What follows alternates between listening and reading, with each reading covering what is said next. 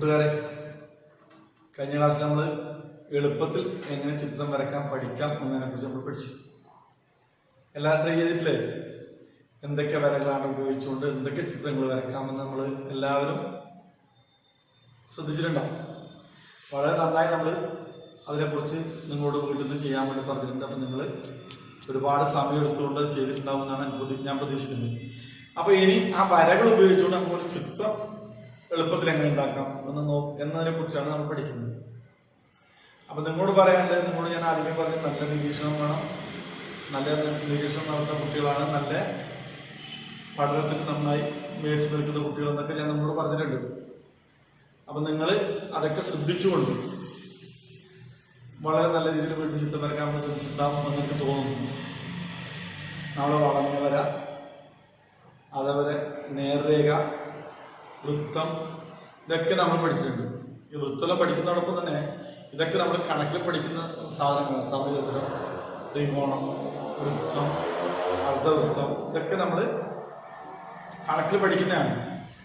അപ്പോൾ ആ കണക്കും പിന്നെ നമ്മൾ ഡ്രോയിങ്ങും ചിത്രരചനയും തമ്മിലുള്ള ബന്ധം നിങ്ങളോട് ഞാൻ വളരെ ചുരുക്കി പറയുകയാണ്. നമ്മളെ ഓരോ വസ്തുവിനും പിന്നെ അതുപോലെ തന്നെ നമ്മൾ എന്ത് കാണുന്നു അതിന് പിന്നെ കണക്കിൽപ്പെടുന്ന വൃത്തം, സമചതുരം എന്നീ ഭാഗങ്ങൾ അതിനകത്തുനിന്നാണ്. നമ്മൾ ശ്രദ്ധിക്കേണ്ടത് നമ്മുടെ തല നമ്മൾ ശരിക്കും നോക്കിയാൽ നമുക്കത് സ്ക്വയർ രൂപത്തിൽ കിട്ടും, അല്ലെങ്കിൽ വൃത്തരൂപത്തിൽ കിട്ടും നമുക്ക്. അതുപോലെ തന്നെ നമ്മുടെ ശരീരത്തിന്റെ അരയുള്ള ഭാഗം നമുക്ക് ദീർഘചതുരായിട്ട് കിട്ടും. അതുപോലെ കയ്യിൽ നിന്ന് മുട്ടുവരെയുള്ള ഭാഗം നമുക്ക് ദീർഘചതുരായിട്ട് കിട്ടാം. അങ്ങനെ ഓരോ ഇതും നമ്മളെ കണക്കുമായി ബന്ധപ്പെട്ട രീതിയിൽ നമുക്ക് വരച്ചു പിന്നെ സമചതുരങ്ങളും വൃത്തമൊക്കെ വരച്ച് നമുക്ക് ഓരോ ഇതുണ്ട്. അപ്പോൾ മൃഗങ്ങളെ വരയ്ക്കുമ്പോഴും അതുപോലെ തന്നെ. മൃഗങ്ങളെ വരയ്ക്കുമ്പോൾ നമുക്ക് മൃഗങ്ങളുടെ തല ത്രികോണ രൂപത്തിലും ഉടല് പിന്നെ നമുക്ക് ദീർഘചതുരത്തിലും അതുപോലെ കാലൊക്കെ ദീർഘചതുരത്തിലാക്കിക്കൊണ്ട് നമുക്ക് അതിനകത്ത് വെച്ചുകൊണ്ട് നമുക്ക് ചിത്രം വരയ്ക്കാൻ നമുക്ക് പറ്റും. അങ്ങനെ ഒരു ശ്രമം നമ്മൾ പിന്നെ ഇനി നിരീക്ഷണം നടത്തുമ്പോൾ നമ്മൾ ഓരോ മനുഷ്യന്റെ ശരീരം, അതുപോലെ മൃഗത്തിന്റെ ശരീരഭാഗങ്ങളൊക്കെ നോക്കുമ്പോൾ നിങ്ങൾ ശ്രദ്ധിക്കേണ്ട കാര്യങ്ങൾ എന്താണെന്ന് പറഞ്ഞാൽ, ദീർഘചതുരമാണോ, അതുപോലെ വൃത്തമാണോ, അതിന്റെ തല എങ്ങനെയാണ്, എന്തൊക്കെ. ഇപ്പം അതുപോലെ തന്നെ നമ്മൾ പിന്നെ നമുക്ക് പിന്നെ പഴങ്ങളൊക്കെ കാണുമ്പോൾ നമ്മൾ ശ്രദ്ധിച്ചാൽ മതി. നമ്മൾ പഴങ്ങൾ കിട്ടിയപാട് തിന്നാനുള്ള വെമ്പലുണ്ടാവും, പക്ഷെ നമ്മളതിനെ കുറിച്ച് നിരീക്ഷിക്കില്ല. നമ്മളൊരു ആപ്പിൾ എടുത്തു കഴിഞ്ഞാൽ ആപ്പിളിന്റെ ആകൃതി എന്തെന്ന് നമ്മൾ ശ്രദ്ധിക്കാറ് വളരെ കുറവാണ്. നമ്മൾ വൃത്തിയായി കഴുകി നമ്മൾ എന്തായാലും കഴിക്കും. അതുപോലെ തന്നെ നമ്മളിപ്പം ആപ്പിളിന്റെ നിറം എന്ന് ചോദിച്ചാൽ നമ്മൾ ആദ്യം ചോപ്പ്, ആപ്പിളിന്റെ നിറം ചോപ്പ് മാത്രമല്ലല്ലോ, വളരെ സൂക്ഷ്മമായി ശ്രദ്ധിച്ചു കഴിഞ്ഞാൽ ആപ്പിളിന് വ്യത്യസ്ത നിറങ്ങളുണ്ട്. മഞ്ഞ ഉണ്ടാവാം, അതുപോലെ ചോപ്പ് ഉണ്ടാവാം, ബ്രൗൺ ഉണ്ടാവും, ഒക്കെ ഇതിൽ തന്നെ ഉണ്ടാവും. അതുപോലെ തന്നെ ലൈറ്റ് അടിക്കുന്ന ഭാഗത്ത് എന്തുണ്ടാവും, വെളുത്തിരിക്കണം. അപ്പൊ വെളുത്ത ആപ്പിളല്ലല്ലോ ഇത്. അപ്പൊ ഓരോ നമ്മൾ എവിടെയാണോ സാധനങ്ങൾ കാണുന്നത് ആ കാണുന്നതിന്റെ വെളിച്ചവും നിഴലും അനുസരിച്ചായിരിക്കും അതിന്റെ നിറങ്ങൾ വിന്യസിക്കുന്നത്. അപ്പൊ അത് നമ്മൾ നോക്കിക്കഴിഞ്ഞാൽ നമുക്ക് ഏകദേശം ഒരു പിന്നെ ചില വസ്തുക്കളുടെ നിറങ്ങൾ നമുക്ക് ഇതാകും. അതുപോലെ തന്നെ ആ സാധനം നിരീക്ഷണം നടത്തി കഴിഞ്ഞാൽ നമുക്ക് എന്താവും, നമുക്കത് പിന്നെ ജാമിതീയ രൂപങ്ങൾ അതിലടങ്ങിയിട്ടുണ്ട്. നമ്മുടെ ഗണിതത്തിൽ പഠിക്കുന്ന പോലെ ദീർഘചതുരം, സമചതുരം, ഇതൊക്കെ ഇതിനകത്ത് അടങ്ങിയിട്ടുണ്ടാവും. അങ്ങനെ കൂടി നമ്മൾ ഒരു നിരീക്ഷണം നടത്തണം. ഇതൊക്കെ പറയുമ്പോൾ നിങ്ങൾക്ക് നിങ്ങളുടെ മനസ്സിൽ വരും. എന്തുകൊണ്ടാണ് നിങ്ങൾ നിരീക്ഷണം നടത്താൻ വേണ്ടി തുടങ്ങിയല്ലോ. അതുകൊണ്ട് നിങ്ങൾ ഓരോ വസ്തുവിനെ കാണുമ്പോഴും അതിന് നിരീക്ഷണം നടത്തും. ആ നിരീക്ഷണം നടത്തുന്നതോടൊപ്പം അതിന്റെ നിറങ്ങളെ കുറിച്ചും. നമ്മളെ ഒറ്റയ്ക്ക് മാങ്ങയുടെ നിറം, പിന്നെ പച്ച മാങ്ങയുടെ നിറം വെച്ചാൽ നമ്മൾ ആദ്യം പച്ച, പക്ഷെ ആ മാങ്ങ പച്ച നിറം മാത്രമല്ല, പച്ചയോടൊപ്പം മഞ്ഞയും അങ്ങനെ പലതരം നിറങ്ങളും ഒരു മാങ്ങയ്ക്ക് ഉണ്ടാവും. അതുപോലെ പഴുത്ത മാങ്ങും അതുപോലെ തന്നെ പിന്നെ പലതരം നിറങ്ങളുണ്ടാവും, ചുവപ്പ്, മഞ്ഞ, ഇതുപോലെ നിറങ്ങളുണ്ടാവും. അപ്പൊ അതും കൂടി നിങ്ങൾ ശ്രദ്ധിക്കും. ആ നിരീക്ഷണം നടത്തും, അതും കൂടി കുട്ടികൾ ശ്രദ്ധിക്കുന്നത് നല്ലതായിരിക്കും. അതുപോലെ ഏത് വസ്തു എടുത്തു കഴിഞ്ഞാലും നമ്മൾ ഒറ്റ വാക്കിൽ പറയുന്ന പിന്നെ നിറങ്ങളായിരിക്കില്ല അതിലുണ്ടാകും. ഇപ്പൊ ഇല എടുത്തു കഴിഞ്ഞാൽ നമ്മൾ ഒറ്റയടിക്കൂടി പച്ച, നമ്മൾ വേറെ ഒന്നും ചിന്തിക്കില്ല. നമ്മൾ ചിന്തിക്കുന്ന വന്നത് പച്ച നിറം എന്ന് മാത്രമേ നമ്മൾ പറയൂ. പക്ഷെ ആ ഇല നിങ്ങൾ അടുത്ത് നോക്കിയാൽ പച്ചയായി കാണും, ദൂരെ നിന്ന് നോക്കിയാൽ ചെറിയൊരു കറുപ്പ് അതിനകത്ത് അടങ്ങിയിട്ടുണ്ടാവും. അപ്പൊ പലതരം നിറങ്ങളുണ്ടാവും. അപ്പൊ നമ്മൾ നിരീക്ഷണം നടത്തുമ്പോൾ സൂക്ഷ്മ നിരീക്ഷണം നടത്തണം. അത് മാത്രമല്ല, സൂക്ഷ്മ നിരീക്ഷണം നടത്തുന്നതോടൊപ്പം അതിന്റെ ആകൃതിയിലുള്ള വ്യത്യാസങ്ങൾ, അതിന്റെ ചലനത്തിലുണ്ടാകുന്ന വ്യത്യാസങ്ങൾ, ഇതൊക്കെ കുട്ടികളെ അറിഞ്ഞിരുന്നാൽ മാത്രമേ നമുക്കൊരു ചിത്രം ഉണ്ടാക്കാൻ പറ്റും. ഒരു ഉറങ്ങുന്ന പട്ടിന്റെ ഉറങ്ങുന്ന നായ, ആ നായയുടെ പിന്നെ ചലനം എന്താണെന്ന് നമ്മൾ ശ്രദ്ധിച്ചിട്ടുണ്ടോ? അത് കിടക്കുമ്പോൾ അതിനുണ്ടാകുന്ന രൂപവ്യത്യാസം എന്താണെന്ന് ശ്രദ്ധിച്ചിട്ടുണ്ടോ? ഒന്നും ശ്രദ്ധിക്കില്ല. നമ്മളതിൽ പിന്നെ നമ്മൾ നായനെ കാണുമ്പോൾ ആ നായനെ നമുക്ക് ഓർമ്മ വന്നു. പക്ഷെ വരക്കുമ്പോൾ അത് ഉറങ്ങുന്നതായി വരക്കണം എന്ന് പറഞ്ഞാൽ നിങ്ങൾക്ക് വരക്കാൻ പറ്റില്ല. അതുപോലെ തന്നെ പിന്നെ എല്ലാവരും ഘടന നമ്മൾ മനസ്സിലാക്കണം. ഘടന, ശാരീരിക ഘടന, അതൊക്കെ നമ്മൾ മനസ്സിലാക്കിയാൽ മാത്രമേ നമുക്ക് ആ ചിത്രത്തെ കുറിച്ച് നമുക്ക് മുമ്പോട്ട് കൊണ്ടുപോകാൻ. അപ്പൊ സൂക്ഷ്മ നിരീക്ഷണം നടത്തുമ്പോൾ നിങ്ങൾ അറിഞ്ഞിരിക്കേണ്ട കാര്യങ്ങൾ എന്തൊക്കെ? ഒന്ന്, അതിന്റെ നിറം, പിന്നെ അതിന്റെ ആകൃതി, പിന്നെ അതിന്റെ ചലനം. ഇതൊക്കെ നമ്മൾ അറിഞ്ഞിരുന്നാൽ മാത്രമേ നമുക്ക് നന്നായിട്ട് ചിത്രം വരയ്ക്കാൻ പറ്റും. ഇപ്പൊ നിങ്ങളോട് ഒരു പൂമ്പാറ്റയെ വരക്കാൻ പറഞ്ഞാൽ നിങ്ങൾ പൂമ്പാറ്റയെ വരക്കും. പക്ഷെ ആ പൂമ്പാറ്റയെ വരക്കുമ്പോൾ നമുക്ക് ഒരു ചിത്രം വരച്ച് കഴിഞ്ഞാൽ ഒരു ഇങ്ങനെല്ലാക്കി കഴിഞ്ഞാൽ അത് പൂമ്പാറ്റാണെന്ന് തോന്നും. പക്ഷെ ആ പൂമ്പാറ്റ ഒരു നിങ്ങളെക്കാൾ കുറച്ച് ഉയർന്ന നില ചിന്തിക്കുന്ന കുട്ടികൾ പൂമ്പാറ്റയായി ഉൾക്കൊള്ളുക. എന്നിട്ട് പൂമ്പാറ്റയുടെ ഘടന ശ്രദ്ധിക്കും, അതുപോലെ തന്നെ അതിന് ചലനം ശ്രദ്ധിക്കും, അതിന്റെ നിറങ്ങളെ കുറിച്ച് ശ്രദ്ധിക്കും. അപ്പൊ അതൊക്കെ ശ്രദ്ധിച്ചുകൊണ്ട് നിങ്ങൾ തുടങ്ങിയാൽ മാത്രമേ നമുക്ക് ചിത്രരചന മുന്നോട്ട് പറ്റും. അപ്പൊ ഇനിയുള്ള സമയങ്ങളിൽ നമ്മൾ എന്ത് ചെയ്യും? ആദ്യം നമ്മൾ കൈ വഴങ്ങാൻ വേണ്ടിയിട്ട് എന്ത് വരക്കാൻ പറഞ്ഞു? പിന്നെ വളഞ്ഞ വര വരക്കാൻ പറഞ്ഞു. അപ്പൊ വളഞ്ഞ വര വരക്കുമ്പോൾ വളഞ്ഞ വരയെ കൊണ്ട് നമുക്ക് ചിത്രം ഉണ്ടാക്കാൻ പറ്റുന്നത് നമ്മൾ പഠിച്ചു. നേർരേഖ വരച്ചാൽ നമുക്ക് ചിത്രം ഉണ്ടാക്കാൻ പറ്റും നമ്മൾ പഠിച്ചു. അപ്പൊ ഇനി നിങ്ങൾക്ക് കൈ നല്ല വഴക്കം വന്നിരുന്നാന്ന് എനിക്ക് തോന്നുന്നത്. ഇനി നമ്മൾ ഓരോ ചിത്രത്തെ കുറിച്ച് പഠിക്കാം. നമ്മൾ വരക്കുന്ന ചിത്രത്തിന്റെ ആകൃതിയിലും നിറങ്ങളിൽ നിന്ന് വ്യത്യാസങ്ങളെ കുറിച്ച് നമ്മൾ പഠിക്കാം. അപ്പൊ ഇന്ന് വളരെ എളുപ്പത്തിൽ കുറച്ച് ചിത്രങ്ങൾ ഇത് വരക്കാൻ പഠിപ്പിക്കാനാണ് ഞാൻ ഉദ്ദേശിക്കുന്നത്. അപ്പൊ നിങ്ങളെ സന്തോഷമായില്ലേ? ഈ വരക്കാൻ താല്പര്യമുണ്ടല്ലോ എല്ലാവർക്കും? എല്ലാം നന്നായിട്ട് വരക്കാൻ ഉറപ്പല്ലേ? എല്ലാവരും ഉറപ്പാക്കി കഴിഞ്ഞു. അതുകൊണ്ട് എല്ലാവരും അതുമായിട്ട് സാമൂഹിക നമുക്ക് തയ്യാറായി നിൽക്കുക. നമ്മൾ വരക്കാൻ തുടങ്ങാം. കൂട്ടുകാരെല്ലാം റെഡിയല്ല വരക്കാൻ?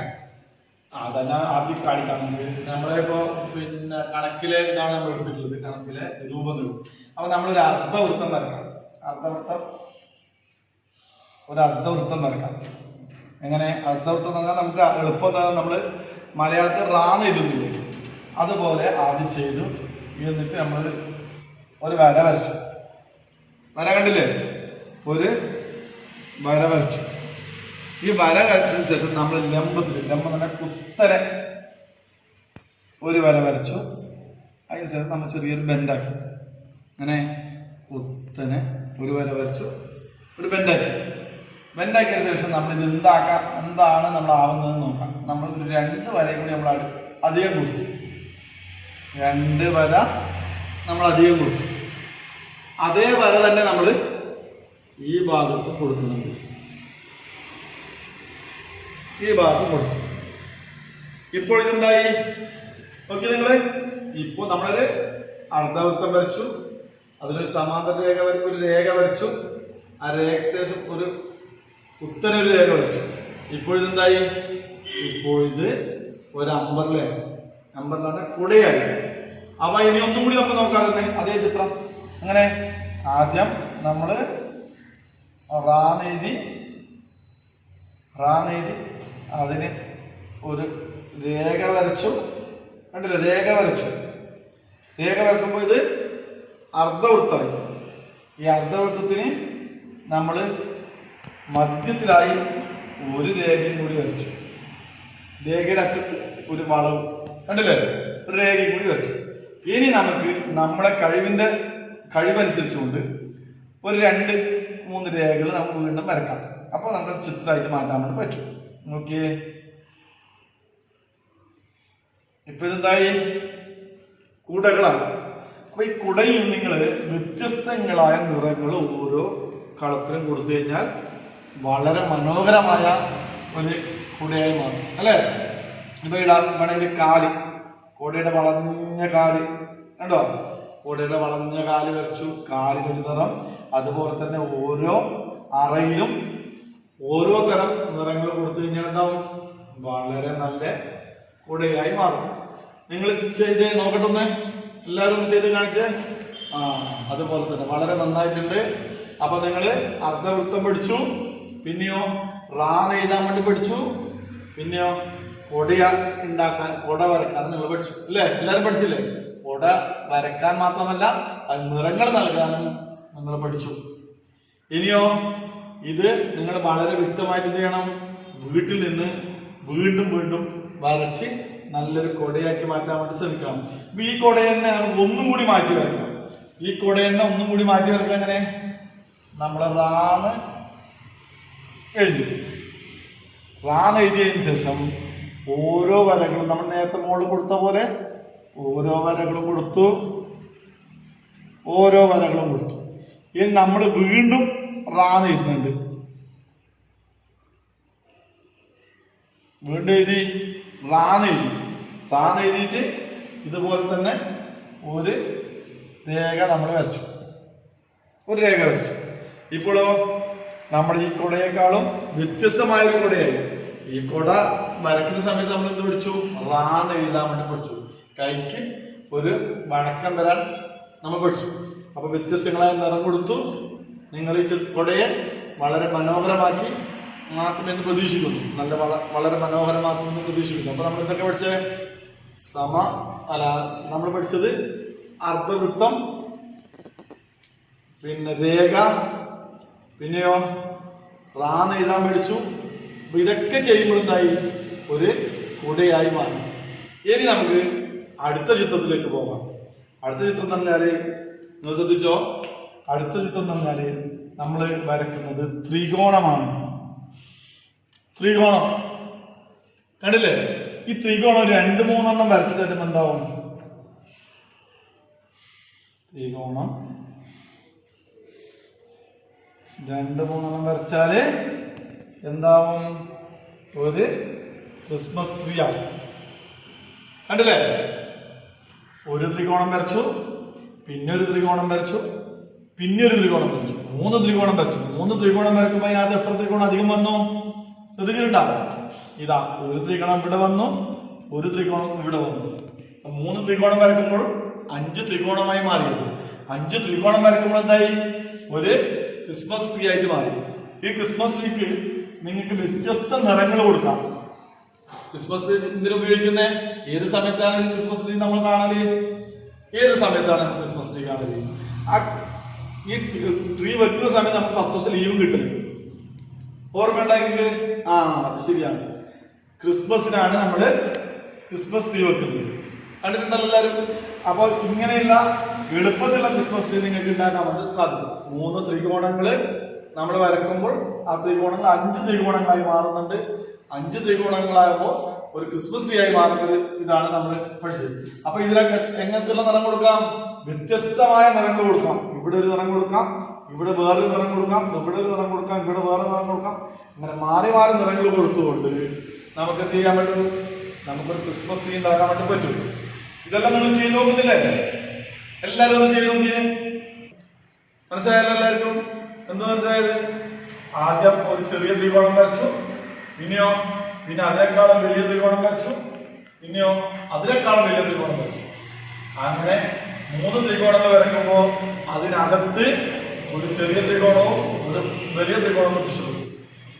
അപ്പോ 5 ത്രികോണങ്ങളായി. 5 ത്രികോണങ്ങളാകുമ്പോൾ എന്ത് പറ്റും? ഒരു ക്രിസ്മസ് ട്രീ ആയി മാറും. അത് മാത്രമല്ല, നമുക്ക് വേണമെങ്കിൽ ഈ വരയെ നമുക്ക് ഇങ്ങനെ വരയിട്ട് ഇവിടെ യോജിപ്പിച്ച് കഴിഞ്ഞാൽ ഇതൊരു ദീർഘ സമയോദരമായി മാറും. എന്താവും? ദീർഘ സമയോദരമായി മാറും. ദീർഘ സമയോദരം ഈ ചിത്രത്തിൽ എന്തായി മാറും? മരമായി മാറും. ക്രിസ്മസ് ട്രീയുടെ തടിയായി മാറും. അപ്പോ എളുപ്പത്തിൽ വരക്കാൻ പറ്റും. പക്ഷെ നിറങ്ങൾ നൽകുമ്പോഴും അതുപോലെ വളരെ വ്യത്യസ്തമായ നിറങ്ങൾ നൽകിക്കൊണ്ട് അതിനെ വളരെ നല്ല രീതിയിൽ നമുക്കത് ഉണ്ടാക്കാൻ വേണ്ടി പാടും. നിങ്ങൾക്ക് ഈ സമയത്തൊക്കെ സ്കെയിലും പെൻസിലും ഉപയോഗിച്ചുകൊണ്ട് വളരെ നന്നായിട്ട് വരയൊന്നും വളയാതെ വളരെ നല്ല രീതിയിൽ വരക്കാൻ വേണ്ടി സാധിക്കും. പക്ഷെ ഇത് ഫ്രീ ഹാൻഡ് ഡ്രോയിങ് ആണ്. ഫ്രീ ഹാൻഡ് ഡ്രോയിങ് ആകുമ്പോൾ കൈ ഫ്രീ ആയി ചെയ്യാം. അതിന് സ്കെയിലും മറ്റൊന്നും ഉപയോഗിക്കേണ്ട. ഈ രേഖ വരക്കുമ്പോൾ മാത്രമേ സ്കെയിൽ ഉപയോഗിക്കേണ്ട ആവശ്യമുള്ളൂ. ഈ രേഖയും അതുപോലെ തന്നെ ഈ രേഖ വരക്കുമ്പോൾ മാത്രമേ നമ്മൾ സ്കെയിൽ ഉപയോഗിക്കേണ്ട ആവശ്യമുള്ളൂ. ബാക്കി എല്ലാ സമയങ്ങളിലും നമ്മൾ ഫ്രീ ഹാൻഡ് ആയി ചെയ്യണം. എന്നാൽ മാത്രമേ നമുക്ക് നമ്മുടെ കൈ ഡ്രോയിങ്ങിന് വേണ്ടി വഴങ്ങുകയുള്ളൂ. ഇനിയോ? അപ്പൊ അത് വരച്ചില്ലേ? ഇനി ഒന്ന് നോക്കണമൊന്നും ഇല്ല.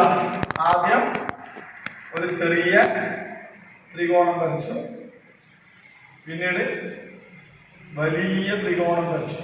ആദ്യം ഒരു ചെറിയ ത്രികോണം വരച്ചു, പിന്നെ വലിയ ത്രികോണം വരച്ചു, പിന്നീടോ അതിനേക്കാളും വലിയ ത്രികോണം വരച്ചു.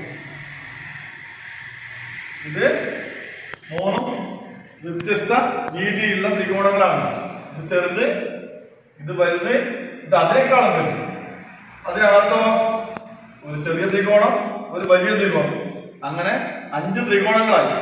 അവിടെ നിന്ന് നമ്മൾ ദീർഘചതുരം വരച്ചു.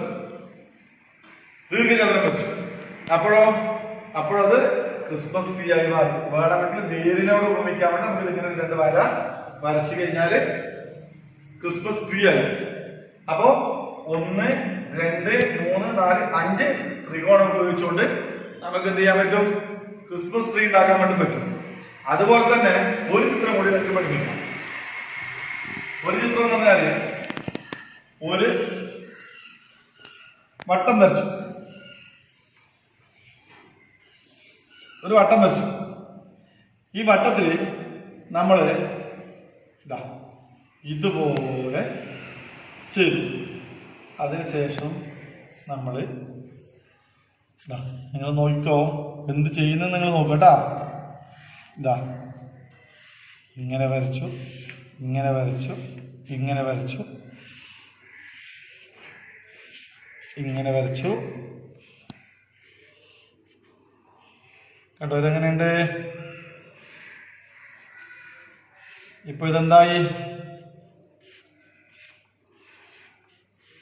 ഓക്കെ, എന്തായി? ഇതിപ്പോ ഒരു പാവയായി മാറി. ഒരു കുട്ടി എന്ത് വേണം പറയാം, കുട്ടി എന്ന് വേണം പറയാം, പാവ എന്ന് വേണം പറയാം. നമ്മൾ ആദ്യം വരച്ചെന്ന് ഒരു വട്ടത്തിനകത്ത് നമ്മുടെ തല മുടി വരയ്ക്കാൻ വേണ്ടി ഇങ്ങനെ വരച്ചു. അതിനുശേഷം നമ്മൾ കാത് വരച്ചതിന് ശേഷം വളരെ സിമ്പിൾ ആയിട്ടില്ല ഇങ്ങനെ വരച്ചു. അതിനുശേഷം ഉടുപ്പ് നമ്മൾ വരച്ചു. ഇനി ഈ ഉടുപ്പിനെ ഒരു സ്റ്റൈലിലാക്കാൻ വേണ്ടി നമുക്ക് ഇങ്ങനെ കുറച്ച് വരകളൊക്കെ വരച്ചാൽ ഉടുപ്പ് എന്തായി? ഉടുപ്പ് നന്നായി, നല്ല ഉടുപ്പായി. ഇനി ഇതിന് വേണമെങ്കിൽ നമുക്ക് വ്യത്യസ്തങ്ങളായ നിറങ്ങൾ നൽകിക്കൊണ്ട് അതിനെ വളരെ സൗന്ദര്യമുള്ള ഒരു കുട്ടിയായോ പാവയായോ എന്തായി നമുക്ക് ചിത്രീകരിക്കാം, അല്ലെ? എന്തായി നമുക്ക് ചിത്രീകരിക്കാം. അപ്പൊ വളരെ എളുപ്പത്തിലായില്ലേ? ഒരു വൃത്തം വരച്ചു, വൃത്തത്തിന് താഴെ 2 വരകൾ വരക്കുമ്പോ എന്തായി? നല്ലൊരു പാവയോ കുട്ടിയായി നമുക്ക് മാറും. അപ്പൊ ഇതൊക്കെ നിങ്ങൾ വീട്ടിൽ പോയി ശ്രദ്ധിക്കുമല്ലോ. ഇതൊക്കെ വീട്ടിൽ പോയി ശ്രദ്ധിച്ചിട്ട് വളരെ നല്ല രീതിയിലുള്ള ചിത്രങ്ങളാക്കി അടുത്ത ക്ലാസ്സിൽ വരുമ്പോ ഇത് കാണിക്കണം കുട്ടികൾ. അപ്പൊ എല്ലാവരും വീട്ടിൽ പോയിട്ട് നന്നായിട്ട് വരക്കണം, നല്ല ശ്രമങ്ങൾ നടത്തണം എന്ന് പറഞ്ഞുകൊണ്ട് നമുക്ക് ഇന്നത്തെ ക്ലാസ് ഇവിടെ അവസാനിപ്പിക്കാം.